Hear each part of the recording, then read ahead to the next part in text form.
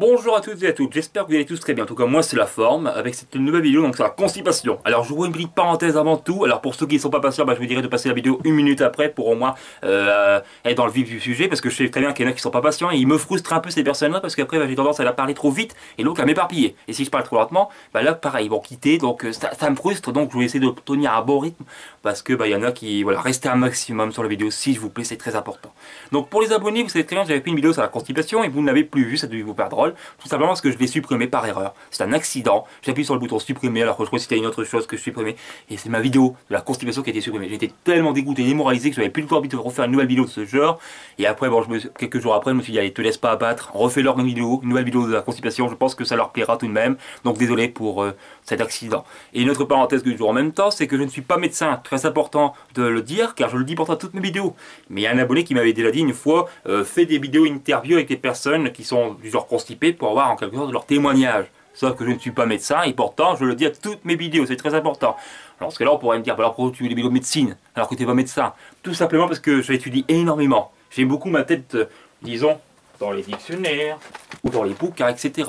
J'apprends énormément de choses sur le corps humain, c'est plus une passion qu'autre chose, j'adore ça, comme les étoiles, l'astronomie. C'est pour ça que je me permets de faire une vidéo de ce genre, sinon je m'aurais jamais permis de faire une vidéo de ce type si je n'en savais pas suffisamment. D'accord? Sachez-le bien. Voilà, je ferme la parenthèse. Et je salue aussi, outre que les Français, et encore eux qu'ils me suivent, mes amis canadiens et suisses également, qui sont très actifs, tout autant actifs que les Français, qui sont surtout très attentifs à mes vidéos, surtout les Canadiens. Donc merci à vous, car vous comptez pour moi énormément. Voilà. Maintenant, j'y viens avec la constipation. Déjà, on va parler du premier chapitre. Il y en aura plusieurs. Il y aura un chapitre sur les symptômes, les causes, alors comment pour la prévention, les traitements ou encore le diagnostic. Bref, maintenant le premier chapitre, c'est donc la définition. En général, ce sont des selles qui sont petites, dures, sèches, accompagnées avec des efforts à déféquer, et souvent une défécation difficile mais douloureuse. Accompagnées un peu moins fréquent, mais des ballonnements et des gaz. Mais bien sûr, c'est fréquent tout de même. Voilà, pour la constipation. Alors on est considéré comme constipé lorsqu'on voit moins de 3 fois par semaine à la selle. Ça, peut-être que je vous en apprends rien, puisque c'est très connu en général. Sauf que bien sûr, ce n'est pas une règle absolue. En effet, il y a des personnes qui ont un transit, les rythmes de transit à chacun sont tous plus ou moins différents. Il y a des gens qui vont une fois par semaine à la selle et ils sont tout à fait normales. D'accord? Ils n'ont pas de gêne à déféquer, pas de gêne abdominale, sur des choses. En tout cas, leur selle est de consistance normale. Et également, on a des personnes qui vont une fois par jour à la selle, voire même plusieurs fois, et qui est aussi normal leur transit. Tout aussi normal que les personnes qui vont qu'une fois par semaine à la selle. Dans ce cas-là, on pourrait dire donc que les transits de chacun sont plus ou moins différents. D'accord? Alors il y a plusieurs types de constipation, deux grands types essentiellement. Donc on a les constipations de transit, donc dites aussi fonctionnelles, primitives, donc, ou aussi organiques. Donc c'est soit lié à un mode de vie inadéquat, ou alors à une maladie, ou encore à une prise de médicaments. D'accord? Et de l'autre côté, on a les constipations, on va dire, d'efforts à déféquer. Enfin je veux dire, on a du mal à évacuer ces selles. Donc le transit est normal, sauf qu'au niveau du rectum, les selles ont du mal à sortir, à être évacuées. D'accord? Donc pour la constipation, que je reviens donc de transit, on appelle ça primitive ou fonctionnelle. Ça veut dire qu'en fait, le mode de vie est inadéquat, on ne mange pas assez de fibres, on ne boit pas assez d'eau par exemple, bref. On a une autre constipation, c'est la constipation iatrogène, c'est-à-dire qu'en fait, c'est lié aux médicaments. On a une autre constipation aussi, c'est secondaire ou organique, là liée à une maladie. Syndrome du côlon irritable, cancer colorectal, diverticulite, etc. Et l'autre côté, on a les constipations donc avec des efforts à évacuer les selles, d'accord? Dans ce cas-là, c'est une constipation dite distale ou terminale, liée donc au rectum. Alors qu'en fait, là, le transit est normal, sauf qu'au niveau du rectum, ça crée un bouchon, ça a du mal à sortir de ce rectum, justement. Donc ça, c'est la constipation distale. Il faut savoir aussi que les deux grands types de constipation peuvent coexister en même temps. On peut avoir à la fois une constipation de transit, liée aussi avec la constipation terminale. Les deux sont là. Alors pourquoi les selles sont dures, sèches, etc. Eh bien, en général, le côlon, je vais vous le montrer d'ailleurs, le côlon, alors qu'en question, c'est lui qui est donc affecté par la constipation. En effet, c'est là où les selles progressent, via les ondes péristaltiques. Le péristaltisme, on appelle ça comme ça. C'est quoi? C'est très simple, ce sont des ondes de contraction, qui sont automatiques, bien évidemment, donc on n'y pense pas. Ça veut dire qu'en fait, eh bien, ça fait progresser tout ce qui est à l'intérieur de notre tube digestif, les matières. Donc au niveau de l'ésophage et de l'estomac, ça fait progresser le bol alimentaire. Au niveau de l'intestin grêle, ça fait progresser tout ce qui est le chyle. C'est-à-dire que c'est un liquide qui est laiteux, ça peut être issu du processus de digestion au niveau de l'intestin grêle.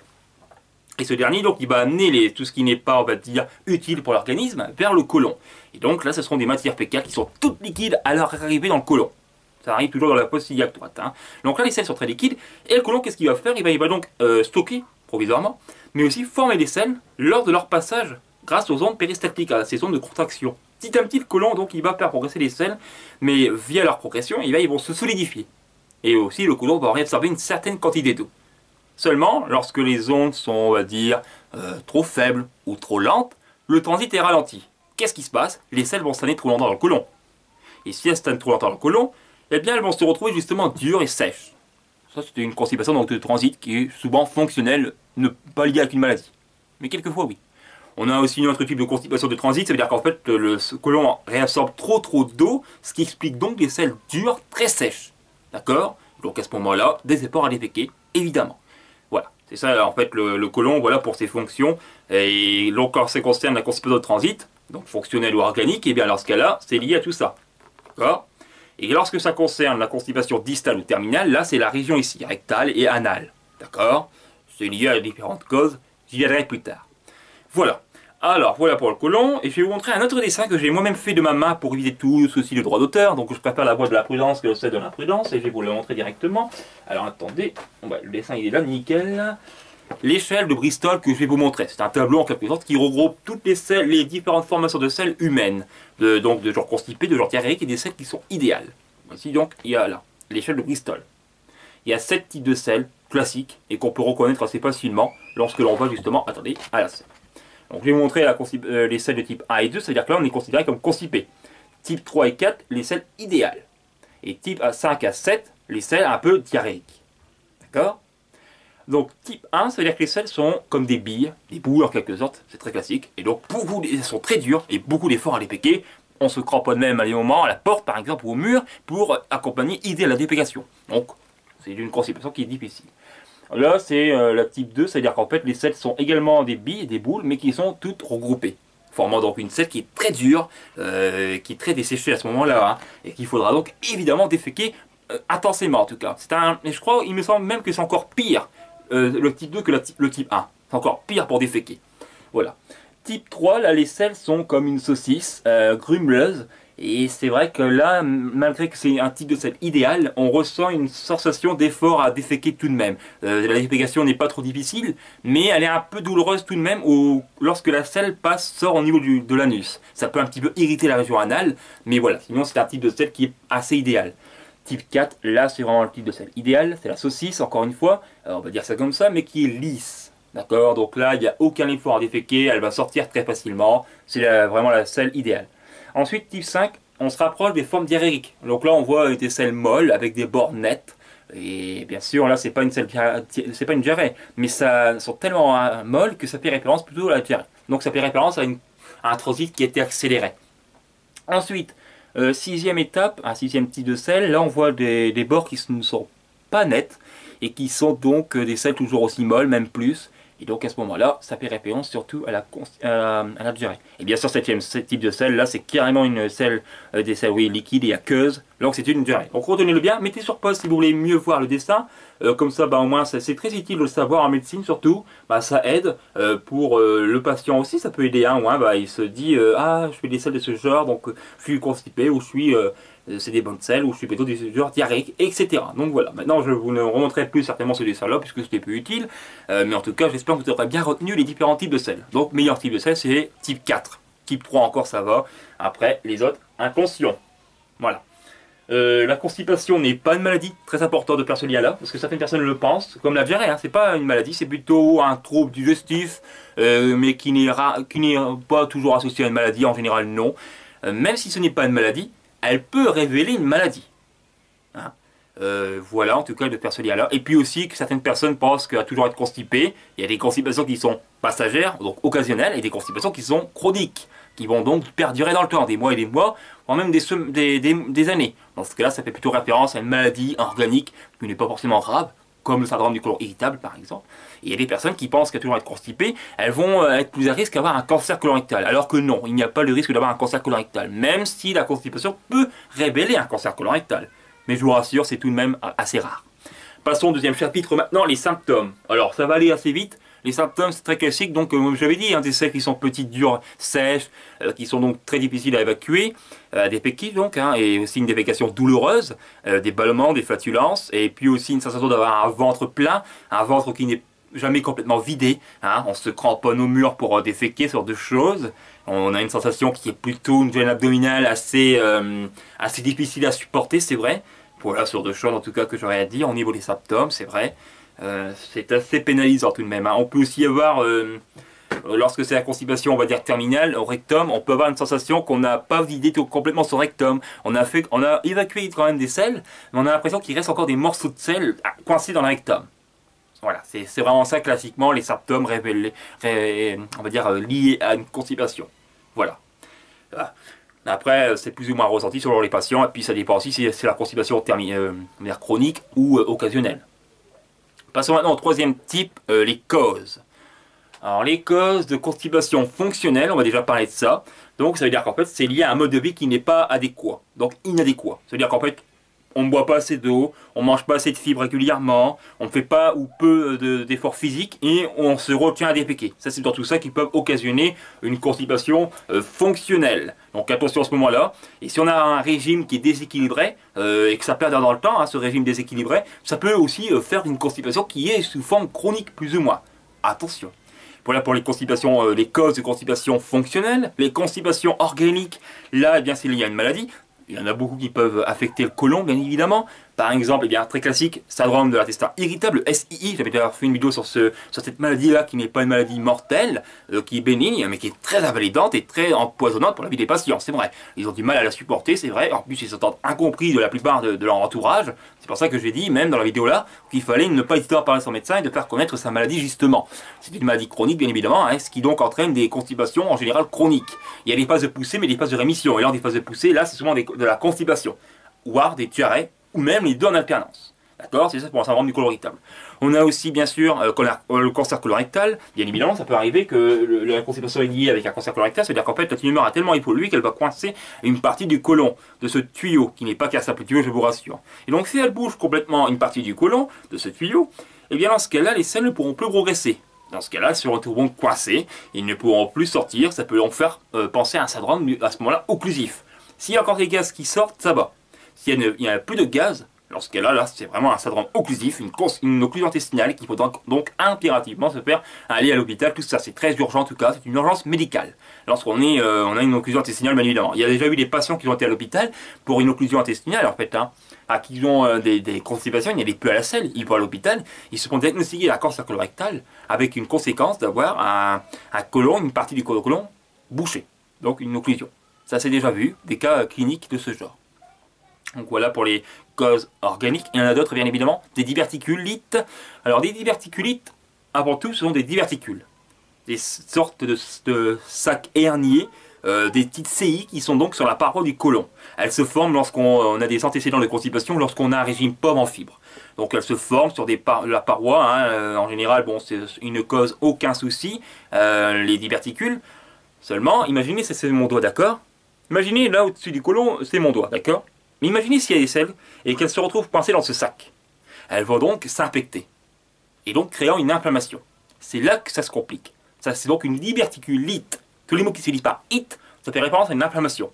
Donc dans ce cas-là, ce sac s'enflamme et peut créer des complications qui sont très graves, genre péritonite, très gravissime, par exemple des hémorragies, des perforations, c'est rare, mais ça peut arriver. Donc les diverticules, sans qu'ils soient inflammés, ne sont pas graves, ne vont pas occasionner, vous savez, des problèmes, sauf s'ils s'inflamment ou s'affectent. Donc là, ils vont créer des problèmes. D'accord? Les diverticules ne dégénèrent jamais en cancer, évidemment. Voilà. Après, il y a aussi le mégacolon et le dichocolon qui peuvent également entraîner des constipations. Alors, le dichocolon, ça veut dire qu'en fait, on a un côlon qui est trop long. Voilà, tout simplement, en fait, il est plus long que la normale. Alors, normalement, un côlon normal fait à peu près 1,50 m à peu près, 1,60 m. En général, c'est ce qu'on dit en médecine. Et lorsque là, ceux qui ont un dolichocolon, dans ce cas-là, leur côlon est trop long. Et donc, ça peut retarder l'évacuation des selles, et donc créant des constipations, donc une cause organique. On a aussi donc des mégacolons, comme je l'avais évoqué, et là c'est l'inverse, c'est un côlon qui est trop volumineux. Dans ce cas-là, pareil, les selles peuvent aussi avoir du mal, au niveau des contractions, tout ce genre de choses, à sortir, donc à ce moment-là aussi, créant des problèmes de constipation. Voilà. Alors, je ne sais pas si ça existe en même temps. Il y en a un qui avait déjà dit est-ce que ça existe un méga dolicho colon. Vous avez compris le rapprochement? C'est-à-dire qu'en fait, la personne a un côlon à la fois volumineux et long. Je ne sais pas si ça existe, mais en médecine, peut-être. On peut dire que tout existe plus ou moins. Donc voilà pour les causes principalement organiques. Après, il y en a d'autres bien évidemment, mais voilà pour les principales. Et ensuite, on a une autre cause de transit qui est donc liée aux médicaments. Et donc là, c'est la constipation iatrogène. Les médicaments qui occasionnent une constipation, ils sont occasionnels, mais ils sont nombreux et multiples, bien évidemment. Oh, ça peut être par exemple des antiacides, des antihypertenseurs, donc contre l'hypertension artérielle, des médicaments contre le cœur, hein, voilà, pour le cœur, pas contre non plus, pour le cœur sur deux choses, des anti-convulsifs, des comment dire, spasmodiques, hein, des compléments ferriques qui peuvent entraîner on va dire des constipations, heureusement passagères, occasionnelles. Voilà, en tout cas pour les constipations dites iatrogènes en général. Voilà. Ensuite, on a les constipations, deuxième grand type, bien les constipations d'évacuation des selles. Transit, rappelez-vous, normal à ce moment-là, constipation terminale. Hein. Sauf que l'évacuation des selles se fait très mal, au niveau du rectum et de l'anus. Dans ce cas-là, les causes, il y en a trois principalement, ça peut être dû à l'anisme. Tout ça, l'anisme en fait, vous savez très bien qu'on a un sphincter anal qui va s'ouvrir lorsqu'on ordonne au cerveau, justement, le cerveau leur donne de s'ouvrir. Sauf qu'à ce moment-là, eh bien, le sphincter ne va pas s'ouvrir justement, il va se refermer lorsqu'on lui demande de s'ouvrir. Dans ce cas-là, les selles vont être au-dessus de ce sphincter et donc vont donc se retrouver un peu bouchées, coincées. Et donc ça, c'est ça l'anisme, d'accord? Donc en temps normal, lorsque ça arrive dans le rectum, ça donne envoyer des signaux nerveux au cerveau pour dire là je suis plein, il faut me vider. Le cerveau vice versa va envoyer un signal nerveux pour l'évacuation, pour que le sphincter anal s'ouvre. Sauf qu'à ce moment-là, il y a une défaillance, le sphincter anal ne s'ouvre pas, il se referme, justement. Voilà, en tout cas l'anisme c'est ça. Ça peut être une des complications, une des causes de constipation terminale. Notre cause, c'est aussi un manque de sensibilité au niveau donc du rectum, entraînant donc des constipations aussi, justement, parce qu'il y a des selles qui se retrouvent dans le rectum, et on n'a pas la sensation justement d'avoir cette envie de déféquer, justement. Donc du coup, les selles vont perdurer également. Et une autre type de constipation, une autre cause, c'est la constipation liée avec une descente d'organes, donc un prolapsus. C'est une partie comme le rectum, la vessie, l'utérus qui descendent. Ils descendent, oui, une descente d'organes. En général, ce n'est pas grave, ça se remet facilement, mais qui peuvent donc entraîner une constipation. Dans ce cas-là, eh bien, une constipation terminale. Mais dans ce cas-là, il faudra traiter toujours avant le prolapsus et après la constipation à ce moment-là. Donc voilà pour les principales causes, en tout cas de tous les types de transit que je vous ai dit. J'espère que vous en aurez un peu plus su.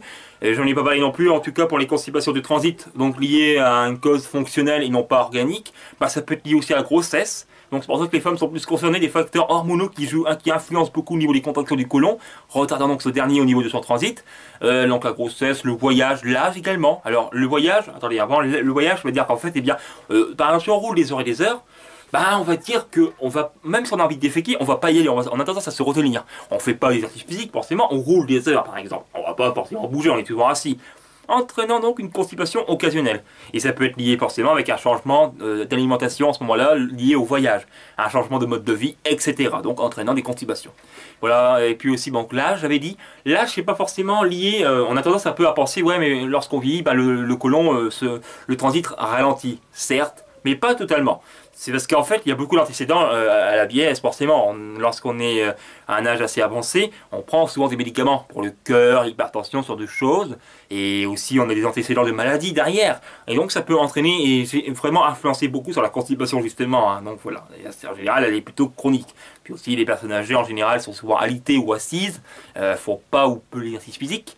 Donc à ce moment-là aussi, la constipation, ça veut dire que c'est un des facteurs qui sont plutôt aggravant la constipation, justement. Donc voilà. D'autres causes après, il y en a d'autres, hein, mais... Non, bah, c'est pour les principales causes, en tout cas, que j'ai dit, je vais pas en dire plus, en tout cas. Ouais. Maintenant, passons au quatrième, la prévention. Donc, il y en a 4 essentiellement. Boire beaucoup d'eau, genre 1,5 litre à 2 litres par jour. Manger régulièrement les fibres, mais pas brutalement non plus, pour ne pas que le côlon, il y a trop de gène abdominal, du genre ballonnement et gaz.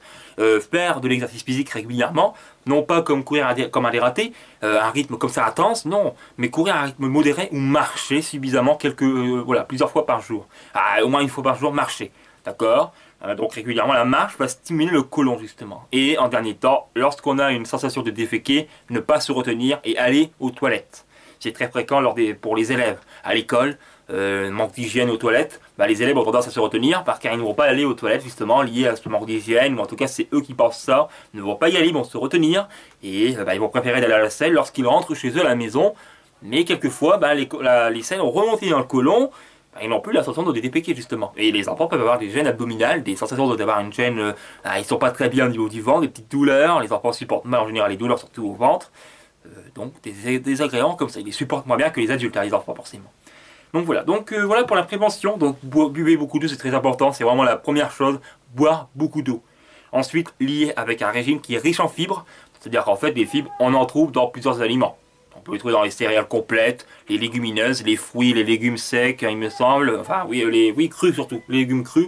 Par exemple, la carotte, on trouve suffisamment de fibres. Dans les fruits, la banane, etc. Voilà, ce genre de choses qui peuvent donc être source de fibres et donc stimuler le côlon. Parce que les fibres, elles ne sont pas modifiées par l'estomac ni l'intestin grêle. Elles se retrouvent telles quelles qu'elles étaient dans la cavité buccale au niveau du côlon. D'accord? Et donc, elles ont la propriété, la vertu de stimuler le côlon en améliorant la consistance des selles déjà. Ça dépend après voilà. Et puis aussi à stimuler le côlon, c'est-à-dire qu'en fait le côlon ne va pas trop garder les selles trop longtemps. Non pas trop peu, mais non pas trop longtemps. Dans ce cas-là, les selles se retrouveront à de meilleure consistance et dans la défécation justement. Et donc ça prévient essentiellement la constipation. Essentiellement. Mais attention, j'avais dit ne pas manger brutalement des fibres, parce que c'est vrai que si on en mange trop, dans ce cas-là, ça peut occasionner des flatulences, des ballonnements, ça peut donc aggraver la constipation, pas aggraver, mais ça peut gêner en tout cas, puis ça peut même causer de la diarrhée quelquefois. Donc attention, si vous êtes quelqu'un qui n'est pas habitué à manger des fibres et que vous vous y mettez tout doucement, mangez-les de façon petit à petit, habituez votre côlon petit à petit à en manger. Et augmentez tout doucement les doses de fibres, voilà, régulièrement, comme ça au moins, le côlon sera habitué et va mieux les tolérer, ces fibres, justement. Voilà. Voilà en tout cas pour la prévention. Et puis bien sûr l'exercice physique, hein, voilà, ça stimule également le côlon. Hein. Et puis bien sûr ne pas se retenir les péquilles. Voilà pour la prévention principalement que j'aurais à dire. Principalement, c'est très important. Passons maintenant au 5e chapitre, le diagnostic. Là en général, il n'y en a pas si c'est passager, bien évidemment. Mais il y en a lorsque ça commence à perdurer dans le temps. On s'interroge, les patients vont donc consulter leur médecin qui lui va vous faire passer une série de questions, s'il est vraiment bien formé bien évidemment. Série de questions du genre par exemple des antécédents, tout ça. Si c'est plusieurs critères, hein, il va évaluer en fonction de votre âge, ce genre de choses. Et puis il va évaluer aussi en fonction des si vous avez vraiment des facteurs alarmants, ce genre de choses. Alors c'est clair que si vous avez une constipation et que vous avez en plus du sang dans les selles par exemple, ou un amaigrissement de l'état général, c'est clair que là il faut consulter. Et donc lui va vous faire passer différents types d'examens. On peut faire passer en premier recours, c'est assez fréquent, un toucher rectal pour évaluer s'il n'y a pas une obstruction, des douleurs au niveau du rectum, voire même du sang, si ça peut sortir lorsque on touche le rectum. Hein, donc c'est un toucher rectal, voilà, pour voir si surtout s'il n'y a pas un syndrome obstructif à ce moment-là. On peut aussi vous faire avaler une capsule qui est spéciale, qui va donc arriver dans votre intestin pour, on va dire, les rayons X, pour qu'on voit bien le côlon, le transit colique à ce moment-là. Il y a les rayons X, hein, ce genre de choses. Voilà. Après, on peut penser, mais c'est assez rare, à une sigmoïdoscopie ou une coloscopie. Ça veut dire qu'en fait, on va vous explorer le côlon en passant par l'anus. Hein, donc, c'est un examen qui est, on va dire, sous anesthésie générale, on ne le ressent pas. Mais il faudra donc vider son côlon, bien évidemment, pour voir s'il n'y a pas telle ou telle maladie. Parce que si le côlon n'est pas complètement vidé, il y a des matières fécales qui pourraient camoufler, on va dire, un polype, par exemple. Et donc, s'il est camouflé, on pourrait passer à côté de tel diagnostic. Et dans ce cas-là, on pourrait donc avoir une maladie qui est liée à un polype par exemple. Un polype est une excroissance bénigne au départ, 5 à 10 ans plus tard, peut dégénérer vers un cancer. Donc attention. C'est pour ça qu'en général, lorsqu'on diagnostique un polype, il faut toujours les enlever. Parce qu'on ne sait jamais. Et si on enlève un polype, on les enlève par voie endoscopique en général lorsqu'ils sont de faible volume. Et lorsqu'on les retire, 5 ans plus tard, repasser notre coloscopie pour voir s'il n'y en a pas eu un autre, des récidives également. Voilà. Donc voilà, en tout cas, la coloscopie va donc diagnostiquer telle ou telle pathologie, comme un cancer colorectal, comme des polypes, des diverticules, hein, des maladies inflammatoires chroniques de l'intestin, maladie de Crohn, rectocolique hémorragique, ce genre de choses. Voilà en tout cas principalement hein, la coloscopie. Hein. C'est pour voir. La sigmoïdoscopie, en fait, ça s'arrête au niveau du côlon sigmoïde. D'accord, ici. La coloscopie, elle explore tout le côlon et une partie de l'intestin grêle, la dernière partie du grêle. Donc voilà, la coloscopie, c'est rare qu'on en passe une pour la constipation, mais si elle est chronique, et si elle a des facteurs alarmants, par exemple sang dans les selles, voilà, mais encore une fois, c'est le médecin, tout dépend du médecin, de son avis, au niveau des différentes questions qu'il va vous poser. Il y en aura plusieurs qu'il va vous poser forcément, hein, s'il y a des facteurs alarmants, si vous avez beaucoup de douleurs, si vous avez beaucoup de gènes pour déféquer, ce genre de choses. Et voilà, après c'est à lui de passer tel ou tel examen. Voilà, en tout cas pour le diagnostic. Non, bah voilà, j'ai dit principalement les choses principalement à dire. Après, bien sûr, il va vous donner différents traitements. Après, mais ça, on y viendra justement au traitement. Sixième chapitre et dernier. Donc les traitements. Alors, c'est différent selon les deux types de constipation, bien évidemment. Si c'est un constipation de transit, bah, dans ce cas-là, il faudra améliorer son mode de vie déjà. Commencer par un mode de vie qui soit mieux adapté, disons-le ça, comme ça, ainsi. C'est-à-dire qu'en fait, eh bien, il faudra faire l'exercice physique régulièrement, manger des fibres régulièrement. Alors, il me semble que c'est une vingtaine de grammes pour les femmes et une trentaine de grammes pour les hommes, plus ou moins, des fibres par jour. D'accord? Les recommandations journalières de fibres par jour, c'est 25 à 35 grammes de fibres. D'accord? Très important. Et les fibres préviennent la constipation et stimulent le côlon. Et associé bien sûr avec de l'eau, boire beaucoup d'eau. C'est sûr que si on mange des fibres régulièrement et qu'on ne boit pas assez d'eau, bah là ça va pas vraiment prévenir ni améliorer la constipation. Pas du tout. Il faut vraiment boire de l'eau, c'est vraiment ça la première chose à faire, c'est boire beaucoup d'eau. C'est très important, stimulant donc le côlon, et évitant donc des constipations, etc. Voilà.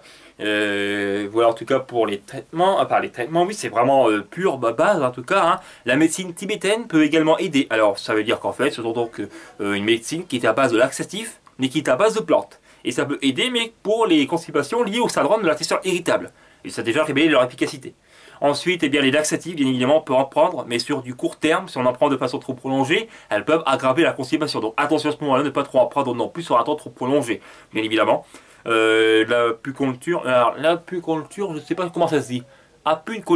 Apiculture, eh ben dis donc, j'ai un peu de mal à le dire. Ça aussi, ça peut aider pour la constipation également. Hein. On suit les massages abdominaux.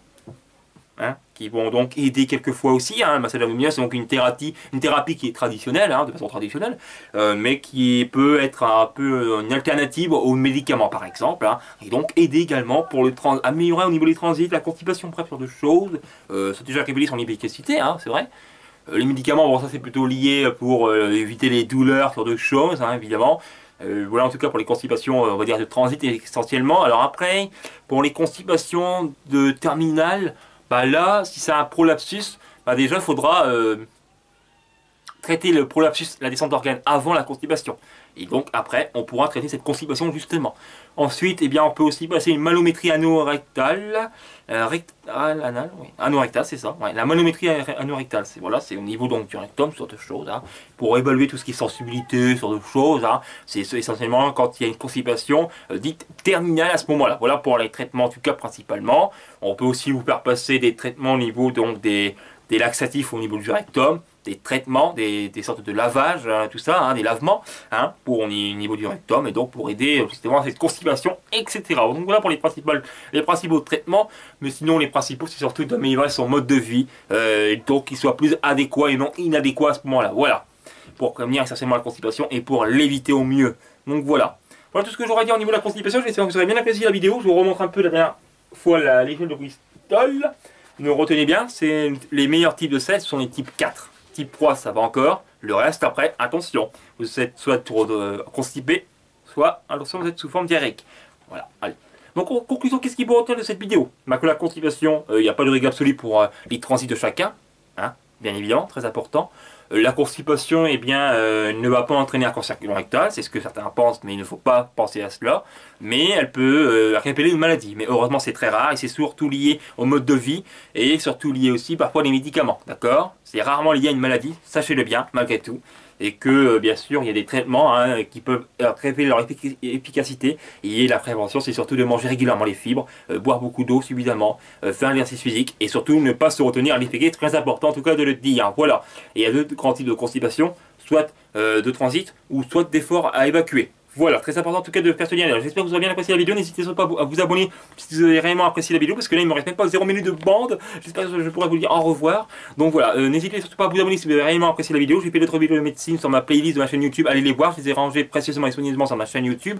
Il y aura tout un tas de vidéos de médecine que j'espère vous apprécierez, sur le pancréas, le cœur, etc., l'estomac, bref, l'intestin grêle. Et pourquoi pas aussi de partager la vidéo si vous avez réellement apprécié. Voilà, c'est très important en tout cas si vous avez bien apprécié la vidéo et regardez jusqu'ici. Ça relève d'un certain courage et d'une certaine patience. Dans ce cas-là, partagez-la, j'espère en tout cas que vous la partagerez, c'est vraiment, voilà, après vous faites ce que vous voulez, voilà. Et quant à moi, je vous dis à la prochaine pour les prochaines vidéos, et pourquoi pas vous abonner aussi si vous avez vraiment bien apprécié. Et après, encore une fois, je ne force personne, vous êtes suffisamment grand pour le faire. Allez, salut à tous et à toutes, portez bien, bye bye les amis. Surtout buvez beaucoup d'eau et mangez régulièrement des fibres.